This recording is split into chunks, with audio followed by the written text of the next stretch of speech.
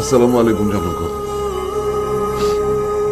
নিশ্চয়ই আপনারা আমাকে চিনতে পেরেছেন। মানুষ বলে যে আমি এদেশের প্রভাবশালী ব্যবসায়ীদের একজন, যদিও না আমার আয়ের বেশিরভাগ টাকা মানব কল্যাণে আমি ব্যয় করে ফেলেছি। তাই আমার চালচলন খুব সাধারণ লোকের মতোই। আপনারা নিশ্চয়ই অবাক হয়েছেন আজকে আমাকে হঠাৎ করে লাইভে দেখে। আমি বুঝিয়ে বলছি ব্যাপারটা। আমি আসাদুল্লাহ আসাদ একটু আগে